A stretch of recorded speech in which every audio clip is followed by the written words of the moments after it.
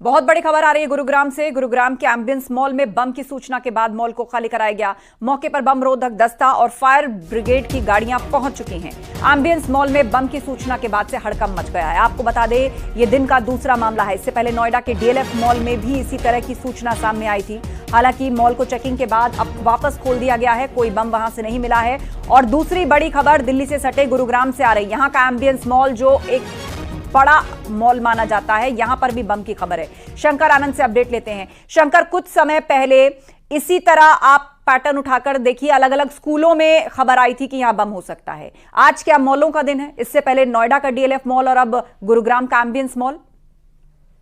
निश्चित तौर पे देखिए, जिस तरह से अगर बात करें गुरुग्राम के एम्बियंस मॉल, जो एम्बियंस मॉल की अगर बात करें तो इसे बहुत ही पॉश माना जाता है, बहुत इलाके में है स्थित है। और यहाँ पर हजारों के तादाद में रोजाना लोग यहाँ आते हैं। और जिस तरह से उस मॉल में जानकारी मिली है, उसके बाद दिल्ली स्थित लोकेशन की जानकारी मिली है, तो इन तमाम मामलों की गंभीरता को देखते हुए दिल्ली के अंदर भी कई जो मॉल है उसकी सुरक्षा व्यवस्था बढ़ा दी गई है। और अभी 15 अगस्त का जो त्योहार है वो बीता है, तो 15 अगस्त के आसपास में सुरक्षा व्यवस्था तो खड़ी होती है। लेकिन अब जिस तरह से ये संदिग्ध तौर पर संदिग्ध सामान होने की जानकारी मिली, इस बात को ध्यान में रखते हुए और ज्यादा सुरक्षा व्यवस्था बढ़ा दी गई है और इन तमाम मामलों पर पड़ताल शुरू हो गई है। लेकिन पिछले कुछ समय की अगर बात करें, जिस तरह से आपने एकदम सटीक सवाल उठाया कि जिस तरह से स्कूलों में कई ऐसे संदिग्ध पदार्थ होने की जो कॉल लगातार आ रहे थे, उसके बाद जिस तरह से मॉल का एक जो सिस्टम वो स्टार्ट हुआ है, तो एक तो से कह सकते हैं ये पैटर्न को भी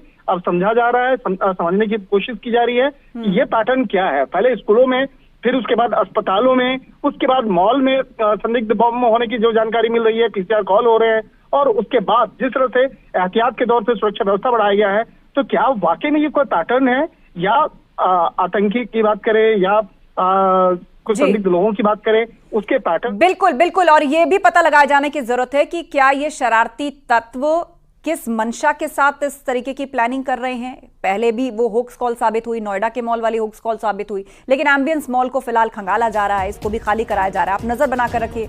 जानकारी के लिए शुक्रिया आपका। बढ़ते आगे, अंबेडकर नगर के कटहरी में सीएम योगी ने रोजगार मेला और ऋण मेले का उद्घाटन किया। युवाओं को नियुक्ति पत्र बांटे, 5100 मेधावी छात्र छात्राओं को टैब्स दिए और साथ ही स्वरोजगार के लिए 211 करोड़ का लोन वितरण किया। संबोधन के दौरान मुख्यमंत्री ने कहा कि आज यूपी को लेकर धारणा बदली है। आज यूपी के बाहर लोग आपको सम्मान की निगाह से देखते हैं।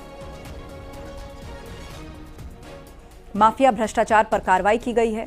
अंबेडकर नगर में नए उद्योग आ रहे हैं।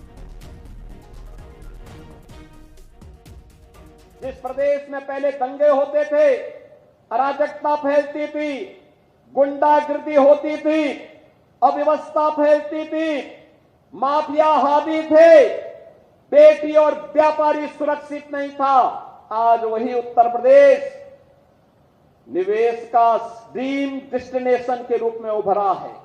कानून व्यवस्था का मॉडल बनाने में सफल हुआ है। सर्वाधिक सरकारी नौकरी देने वाला राज्य के रूप में आया है। सर्वाधिक रोजगार सृजन वाले राज्य के रूप में आगे बढ़ा है। और बहनों और भाइयों, मैं आपको आश्वस्त करने के लिए आया हूं अपने युवाओं को कि युवाओं के भविष्य के साथ किसी को भी खिलवाड़ करने की छूट नहीं दी जाएगी। वह समय गया जब नौकरी निकलती थी और चाचा और भतीजा वसूली के लिए निकल पड़ते थे, उनका गैंग वसूली के लिए निकल पड़ता था। बहनों और भाइयों, आज कोई आपके भविष्य के साथ खिलवाड़ नहीं करेगा।